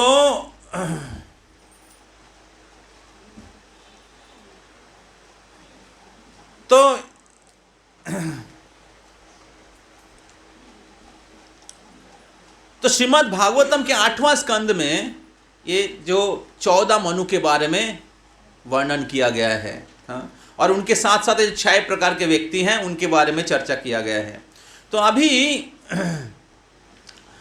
स्वयंभुव मनु, हाँ, जा राजत्वकाल चलছে, তার 5 জন পুত্র কন্যা ছিল, হ্যাঁ, 5 জন পুত্র কন্যা ছিল। তো 3 জন কন্যা নাম হচ্ছে দেবতী, আকুতি, প্রসূতি, হ্যাঁ, দেবাহুতি, আকুতি আর প্রসূতি। আর 2 জন পুত্র ছিল, কে কে? কে কে? আগে আলোচনা করেছিলাম আগের বার, उत्थानपाद और प्रियव्रत। हाँ, तो स्वयंभू मनु का 2 पुत्र हैं, उत्थानपाद, प्रियव्रत, और 3 कन्या, देवाहुति, आकुति, प्रसूति। तो এখন এই মনুর যে 5 জন পুত্র এবং কন্যা, তাদের প্রত্যেকের বংশে ভগবান আবির্ভূত হন। বুঝতে পারছেন?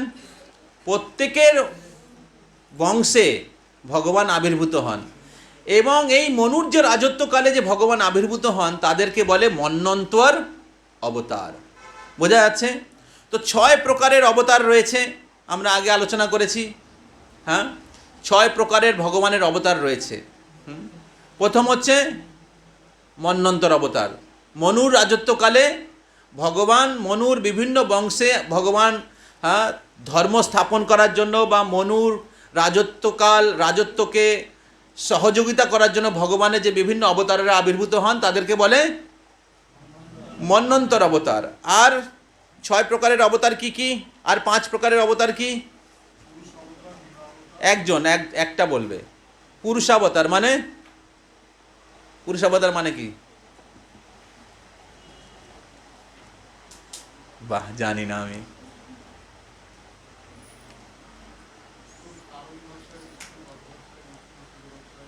হ্যাঁ, তো এই পুরুষাবতার মানে যারা সৃষ্টি কার্য করেন, পুরুষাবতার। প্রথম হচ্ছে কারণদর্শায় বিষ্ণু, যার শরীর থেকে রোমকূপ থেকে ব্রহ্মাণ্ডের উৎপত্তি হয়। তিনি হচ্ছেন মহাবিষ্ণু বা কারণদর্শায় বিষ্ণু, এবং তিনি সেই ব্রহ্মাণ্ডের গর্ভে প্রবেশ করেন, তাকে বলে গর্ভদর্শায় বিষ্ণু। এবং তার নাভি কমল থেকে ব্রহ্মার উৎপত্তি হয়, এবং ভগবান এবং ব্রহ্মা কী করেন, পুরো গৌণ সৃষ্টি করেন, এবং তখন এই গর্ভদক্ষায় বিষ্ণু নিজেকে ক্ষীরদক্ষায় বিষ্ণু রূপে প্রকাশ করেন এবং সমস্ত জীবের হৃদয়ে এবং সমস্ত অনুপরমাণুর মধ্যে পরমাত্মা রূপে প্রবেশ করেন। সেটা হচ্ছে ক্ষীরদক্ষায় বিষ্ণু। ক্ষীরদক্ষায় বিষ্ণুর তার প্ল্যানেট আছে। ক্ষীরদক্ষায় বিষ্ণুর প্ল্যানেট হচ্ছে সত্যলোকে। যখন এই পৃথিবীতে কোনো সমস্যা হয় তখন ব্রহ্মা যায় ক্ষীর সমুদ্রের তীরে, সেখানে গিয়ে প্রার্থনা করে। কার কাছে প্রার্থনা করে? ক্ষীরদক্ষায় বিষ্ণুর কাছে প্রার্থনা করে। তখন আকাশবাণী হয়। বোঝা যাচ্ছে? এই ক্ষীরদক্ষায় বিষ্ণুর যে প্ল্যানেট আছে সত্যলোক, সেটা হচ্ছে আধ্যাত্মিক জগতের অফিস। বোঝা যাচ্ছে? এটা জড় জগৎ। সেখানে ভগবানের বিভিন্ন অবতারেরা আসেন, তার ধাম থেকে আসেন, এজন্য তাকে বলে অবতার, মানে যিনি অবতরণ করেন।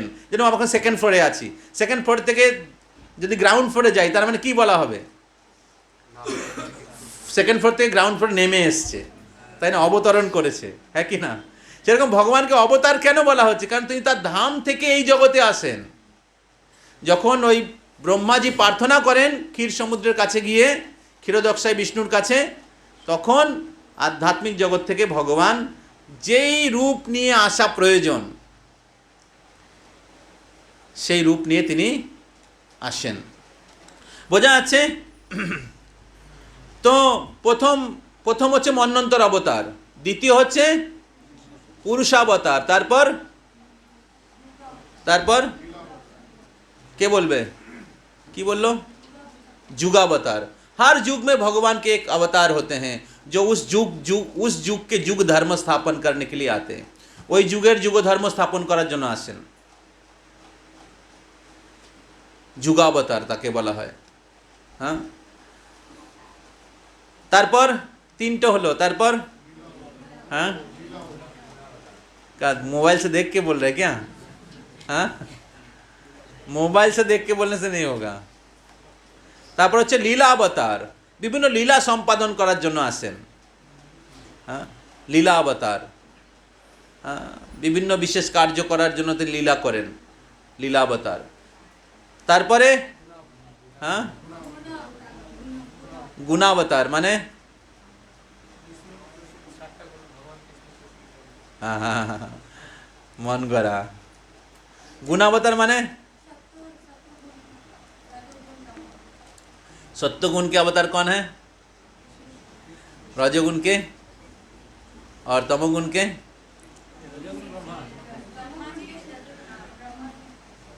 तो सत्वगुण के अवतार है भगवान विष्णु, रजोगुण के अवतार है ब्रह्मा जी, और तमोगुण के अवतार है शिव जी। ये शक्तावेश इसको कहते हैं गुणावतार। 3 गुण के 3 अवतार है। तो क्या क्या हो गया? प्रथमटा मन्वंतर अवतार, 2 नंबर पुरुषावतार, 3 नंबर हाँ जुगावतार, 4 नंबर लीलावतार, 5 नंबर 6 नंबर शक्तावेश अवतार। शक्तावेश अवतार माने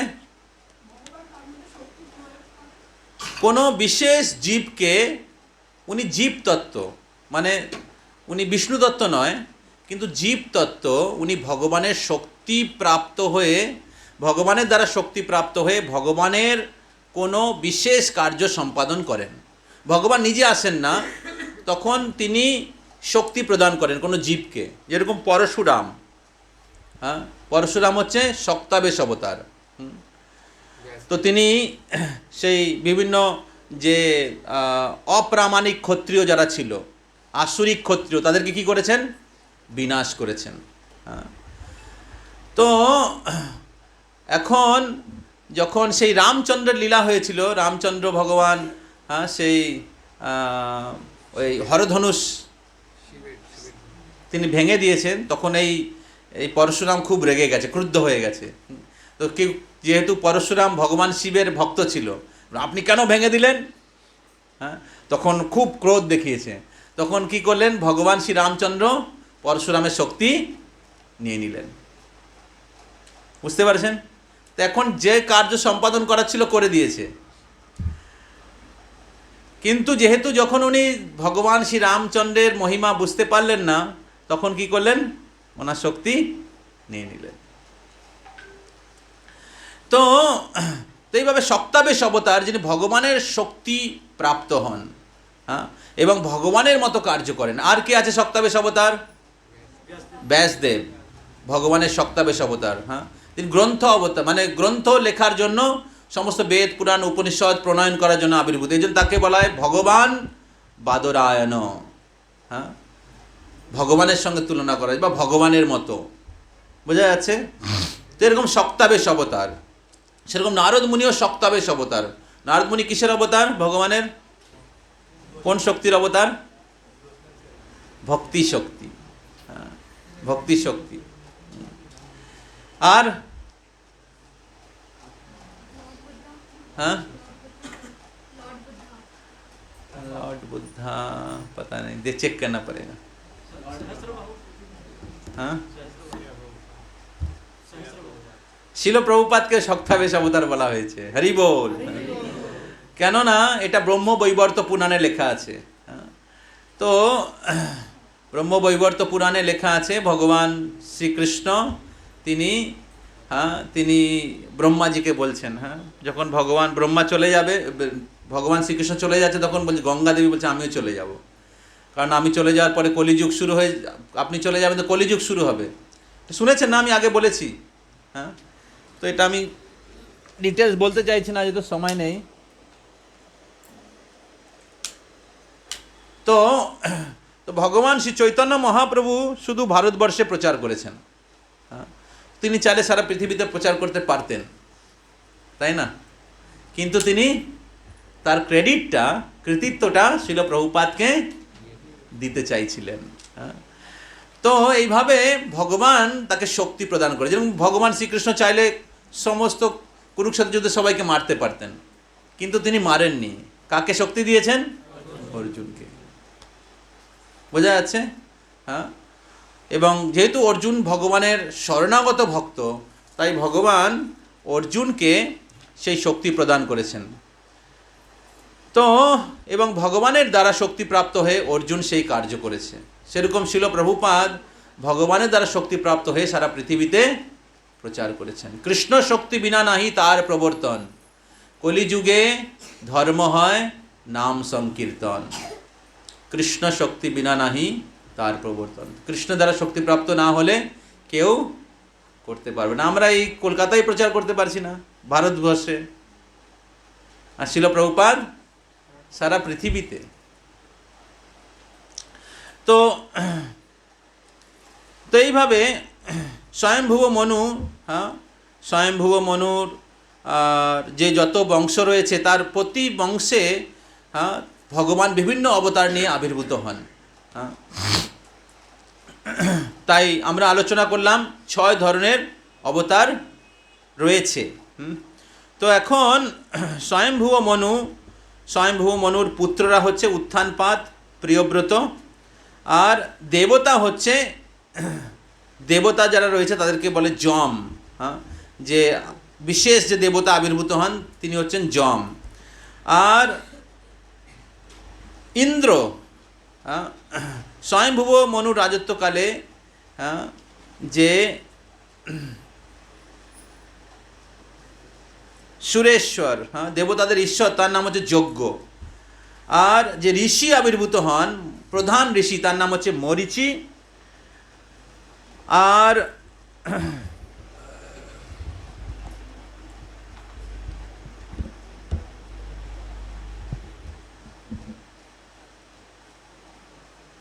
ভগবানের যে অবতার আবির্ভূত হন স্বয়ংভুব মনুর রাজত্বকালে, তিনি হচ্ছেন কপিল দেব ভগবান, যিনি দেবাহুতির গর্ভে আবির্ভূত হয়েছেন। স্বয়ংভুব মনুর কন্যা হচ্ছে দেবাহুতি, তার পুত্ররূপে ভগবান কপিল দেব আবির্ভূত হয়েছেন। এবং এই যজ্ঞ হচ্ছে ভগবানের, এটা হচ্ছে মনে হচ্ছে আকুতি না হলে প্রসূতি, তার পুত্ররূপে আবির্ভূত হয়েছেন কি বলে যজ্ঞ। ভগবানের আরেক নাম যজ্ঞ আমরা শুনেছি, যজ্ঞ বৈ বিষ্ণু, আমরা অনেকবার শুনেছি। কিন্তু সেই যজ্ঞের লীলা, ভগবান যে যজ্ঞ রূপে আবির্ভূত হয়েছেন তার লীলা আমরা কেউ জানি না। এটাই অষ্টম স্কন্ধে আছে, আপনারা পড়বেন। তো যখন দেবাহুতি স্বয়ংভুব মনু তার রাজ্য শাসন করার পরে তার ছেলে মেয়েদের তাদের রাজ্য প্রদান করলেন, এবং তারপরে তিনি একটা যখন তার মানে 50 বছর হয়ে গেল, তো তখন তিনি তার সন্তানদেরকে তাদের রাজ্যভার প্রদান করে তিনি তিনি তিনি বানপ্রস্থ গ্রহণ স্বীকার করলেন, এবং তিনি জঙ্গলে তিনি তপস্যায় ছিলেন, ভগবান শ্রীহরির ভজনা করছিলেন। তখন বিভিন্ন রাক্ষসেরা তারা এই স্বয়ংভুব মনুকে তারা আক্রমণ করে। তখন এই প্রসূতি অথবা আকুতি তাদের পুত্র এই যজ্ঞ, যে হচ্ছে ভগবানের অবতার, তিনি এই রাক্ষসদেরকে বধ করেছিলেন এবং স্বয়ংভুব মনুকে রক্ষা করেছিলেন। তো এইভাবে ভগবান যজ্ঞের লীলা ওখানে বর্ণনা করা হয়েছে। তো এখানে শিল প্রভুপাদ তাৎপর্যে লিখছেন যে স্বয়ংভুব মনু তিনি শেখাচ্ছেন যে আমাদেরকে মৃত্যু পর্যন্ত গৃহের প্রতি আসক্ত থাকা উচিত নয়। স্ত্রী, পুত্র, কন্যা, টাকা পয়সা, ব্যাংক ব্যালেন্স এর প্রতি আসক্ত হওয়া উচিত নয়। তো এর জন্য আমাদের 4টে আশ্রম রয়েছে, ব্রহ্মচারী আশ্রম, তারপর গৃহস্থ আশ্রম, তারপরে বানপ্রস্থ আশ্রম, তারপরে সন্ন্যাস আশ্রম। তো মনুষ্য জীবন হচ্ছে ভগবত ধামে ফিরে যাওয়ার জন্য একটা উপযুক্ত নৌকা। এই জন্ম মৃত্যু চক্র থেকে, এই জন্ম মৃত্যু সমুদ্র থেকে পার করার একটা নৌকা।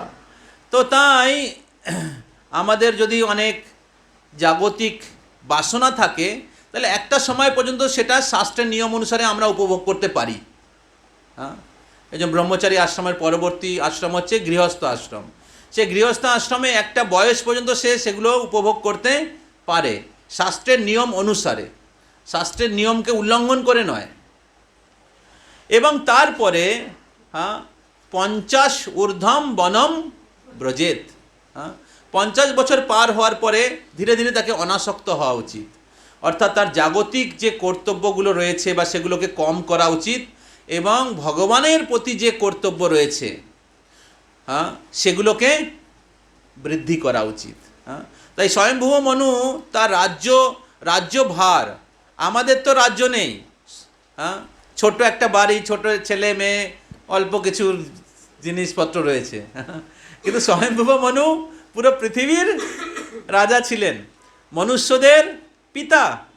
তিনি আচরণ করে শিখাচ্ছেন যে আমাদের ছেলে মেয়ে, উনি সমস্ত ছেলে মেয়েদের দায়িত্ব দিয়ে তিনি কি করলেন, তিনি বানপ্রস্থ নিলেন। এখন কলিযুগে হয়তো সকলের বানপ্রস্থ নেওয়া সম্ভব হবে না, কিন্তু আমাদের কি কর্তব্য না, আমাদের সন্তান আদিদেরকে আমাদের জাগতিক কর্তব্যের ভার দিয়ে আমাদেরকে আধ্যাত্মিক কর্তব্য বা আধ্যাত্মিক দায়িত্ব সেগুলো গ্রহণ করতে হবে, বা আমাদের বেশি করে সাধু সঙ্গ বা ভগবানের সেবায় নিযুক্ত থাকতে হবে। বুঝতে পারছেন? তো এইভাবে আমরা ভগবানের কাছে ফিরে যাওয়ার জন্য আমরা নিজেকে তৈরি করতে বা যোগ্য করতে পারি। তা না হলে ওই দাদুর মতো অবস্থা হবে। দাদু মারা যাচ্ছে, তখন তার নাতি পুতি সামনে এসেছে, তার ছেলে বৌমা সামনে এসেছে, তার বউ সামনে এসেছে, তখন দাদু বিছানায় শুয়ে আছে, তখন দাদু বলছে আমার বৌমা, বলছে এই তো আমি বাবা, বলছে আমার ছেলে, বড় ছেলে বলছে এই তো বাবা আমি এখানে, ছোট ছেলে এসে বলতে এই তো বাবা আমি এখানে, মেজো ছেলে বলছে এই তো বাবা আমি এখানে, আমার নাতি গোপাল এই তো আমি এখানে। বলছে সবাই যদি এখানে হয় দোকানটা কে দেখছে?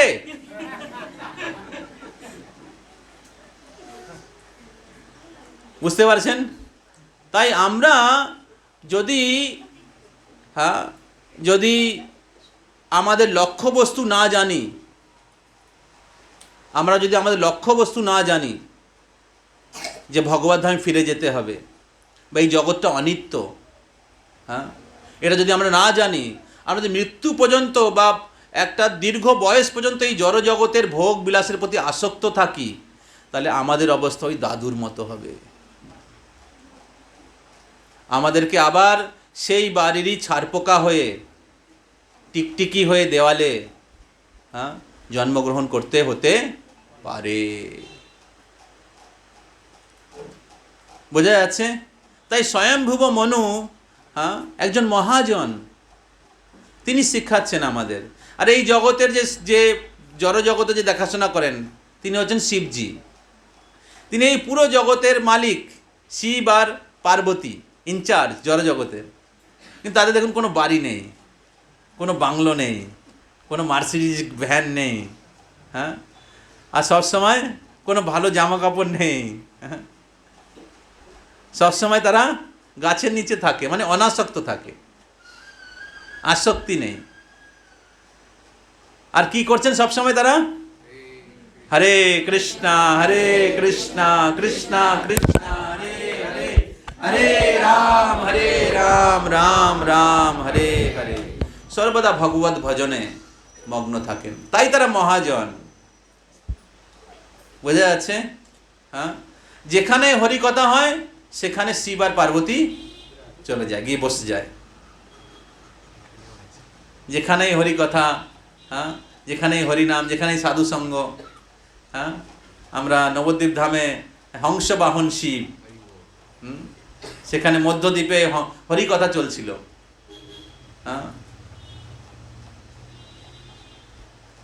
তখন শিবজি শুনতে পেরেছেন সেখানে চৈতন্য ভাগবত কথা আলোচনা হচ্ছে। শিবজি তাড়াতাড়ি, দেরি হয়ে যাচ্ছে, ক্লাস চালু হয়ে গেছে। কিন্তু শিবজির তো মার্সিডিজ নেই, শিবজির হচ্ছে ভ্যাল গাড়ি, অনেক দেরি হয়ে যাবে, ততক্ষণে ক্লাস শেষ। তখন শিবজি ব্রহ্মার কাছে গেছে, আচ্ছা আপনার গাড়িটা দেবেন আমাকে, আমার গাড়িটা অনেক স্লো চলে। তখন ব্রহ্মা বলছে, আরে আমি তো যেতে পারছি না, কাউকে যদি সেবা করতে পারি। তখন ব্রহ্মা কি করলেন, ওনার যে গাড়িটা এয়ারপ্লেন হংসবাহন তা শিবজিকে দিলেন। তখন শিবজি সেই হংসের ওপরে করে তিনি নবদ্বীপ ধামে এসেছিলেন এই হরি কথা শোনার জন্য। এইটা হচ্ছে শিবজির হাঙ্গার, মানে খিদে, হরি কথা শ্রবণ করার প্রতি। এই খিদে যতক্ষণ না থাকবে আমাদের হরি কথা শ্রবণ করার প্রতি বা ভগবানকে লাভ করার প্রতি, ততক্ষণ আমরা ভক্তি জীবনে এগোতে পারবো না। তো তাই আমাদের জীবনকে ভালো করে ডিজাইন করতে হবে, আমাদের প্রতিদিনগুলোকে ভালো করে ডিজাইন করতে হবে, যাতে আমরা কৃষ্ণ ভক্তিতে ধীরে ধীরে বা যত দ্রুত সম্ভব আমরা এগিয়ে যেতে পারি। আমরা যদি সারা জীবন এই জগতে ভোগ করার জন্য পরিকল্পনা করি, 16 মালা জপ করার, 4টে নিয়ম পালন করার, গুরু আশ্রয় নিয়ে দীক্ষা লাভ করে ভগবানের কাছে ফিরে যাওয়ার জন্য প্রস্তুতি না নেই, তাহলে ন তরেথি আত্মহা, এই মনুষ্য জীবন লাভ করে, যেটা একটা অনুকূল একটা নৌকার মতো, এই মনুষ্য জীবন লাভ করে আর সেই মনুষ্য জীবনে সাধু সঙ্গ লাভ করে, সদ্গুরু লাভ করে কেউ যদি ভগবত ধামে ফিরে যেতে না পারে, তাহলে ন তরেথি আত্মহা, মানে যিনি ন তরেত মানে যিনি পার হলো না, সে আত্মহা মানে আত্মাকে হত্যা করেছে। সে তার আত্মাকে, যে জানলো আমি শরীর নই আত্মা, জানার পরেও সে পার করার জন্য চেষ্টা করলো না, সে তার আত্মাকেই হত্যা করেছে। তাই শিল প্রভুপাদ বলছেন যে সে দুর্ভাগা, মানে সে দুর্ভাগা নয় যে ভগবানকে জানে না, কিন্তু সে দুর্ভাগা যে ভগবানকে জানার পরেও ভক্তি করলো না। বুঝতে পারছেন? তো এটা খুব গুরুত্বপূর্ণ আমাদের প্রত্যেকের জন্য যে আমরা সিরিয়াসলি ভক্তি করি। বোঝা যাচ্ছে? তো এইভাবে স্বয়ংভুব মনুর রাজত্বকালে তিনি নিজের জীবনে বা সমস্ত মনুরা নিজের জীবন থেকে তারা শিক্ষা দিচ্ছেন। তো এইবার এই মন্বন্তর অবতার বা মন্বন্তর যেই অষ্টম স্কন্ধে ব্রহ্মার একদিনে 14 জন মনু আবির্ভূত হন, এবং এই 14 জন মনুর নাম কি এবং তাদের সঙ্গে যে 5 জন বিশেষ ব্যক্তি তারা আবির্ভূত হন তাদের সম্পর্কে বর্ণনা করা হয়েছে, লিস্ট দেওয়া হয়েছে। কিন্তু মহারাজ পরীক্ষিত সুখদেব গোস্বামীকে ভগবানের যেই অবতার সম্পর্কে প্রশ্ন জিজ্ঞাসা করেছেন সেই সম্পর্কে সুখদেব গোস্বামী বিস্তারিত রূপে বর্ণনা করেছেন। বোঝা যাচ্ছে? তো এখানে আরও কয়েকজন মনুর নাম এখানে দেওয়া হয়েছে। সরচিষা মনু, উত্তম মনু, তামস মনু, তারপরে হচ্ছে রৈবত মনু আর চাক্ষুষা মনু। তো এই উত্তম মনুর রাজত্বকালে ভগবান হরি আবির্ভূত হন এবং তিনি গজেন্দ্রকে উদ্ধার করেন। তাই এই গজেন্দ্র মোক্ষ যে লীলা সেই সম্পর্কে মহারাজ পরীক্ষিত প্রশ্ন জিজ্ঞাসা করেন এবং সেই সম্পর্কে বিস্তারিতভাবে সুখদেব গোস্বামী এই স্কন্ধের শুরুতে বর্ণনা করেন। এবং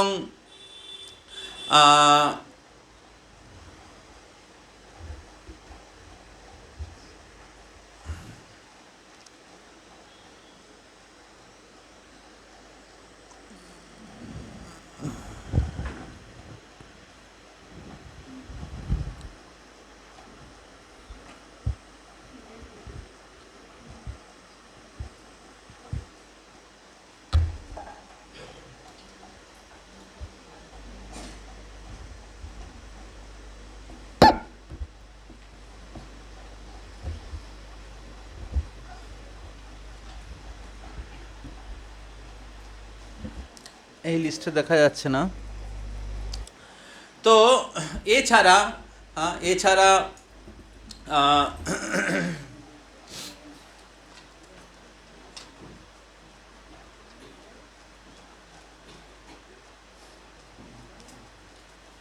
বলি মহারাজ, তারপরে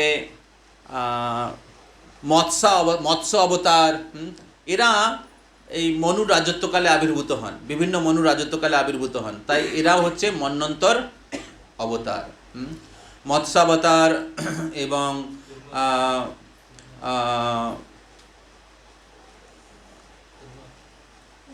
देखना पड़ेगा कौन से अवतार में आते हैं वो, ठीक है।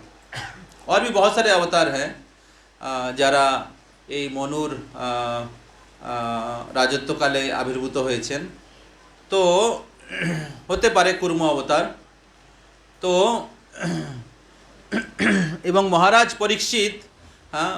পরীক্ষিত যখন সেই সম্পর্কে আরও বিস্তারিতভাবে শুনতে চান, বলি মহারাজ সম্পর্কে বিস্তারিতভাবে শুনতে চান, বামনদেব সম্পর্কে বিস্তারিতভাবে শুনতে চান, তখন তিনি সেই সম্পর্কে আরও বিস্তারিতভাবে বর্ণনা করেন। তাই অষ্টম স্কন্ধে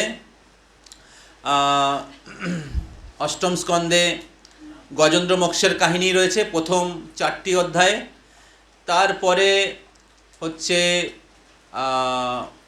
তারপরের অধ্যায়গুলোতে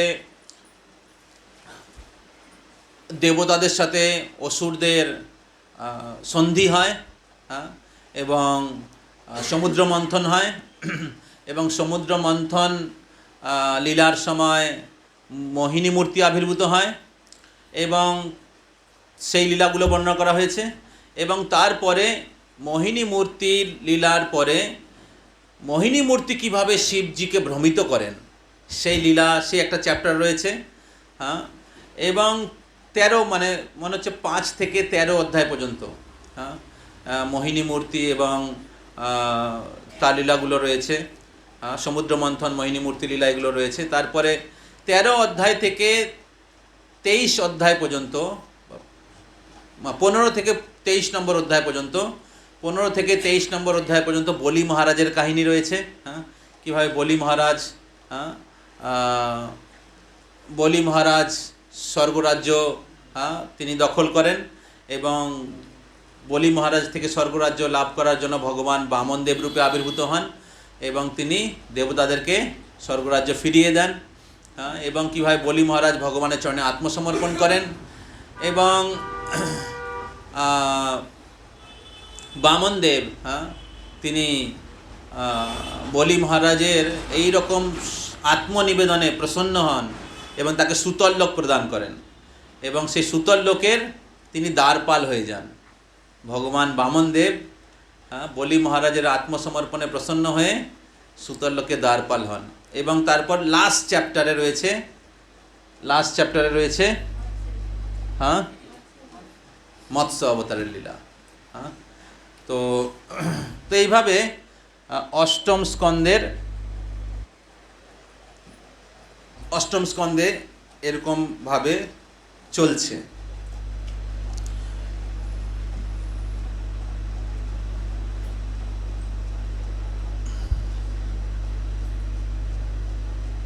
तो এখন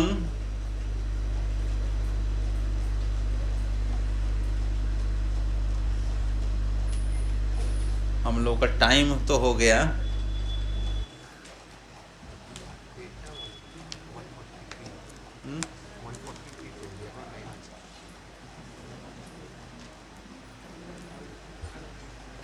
लेकिन हम लोग का टॉपिक चालू नहीं हुआ।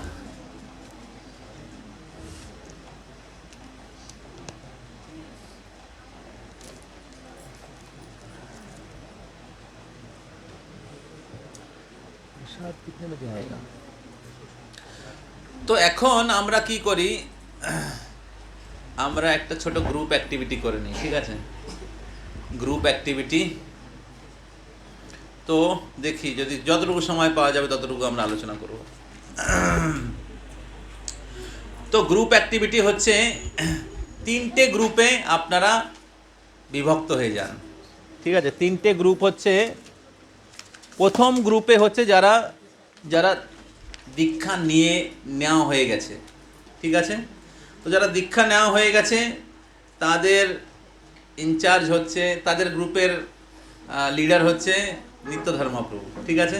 তো যারা যারা দীক্ষা নিয়েছেন অলরেডি ইসকন থেকে, সদ্গুরুর কাছ থেকে দীক্ষা নিয়েছেন, তো তারা এখানে চলে আসবেন, ওকে? এইবার যারা দীক্ষা আশ্রয় নিয়েছেন কিন্তু দীক্ষা নেননি,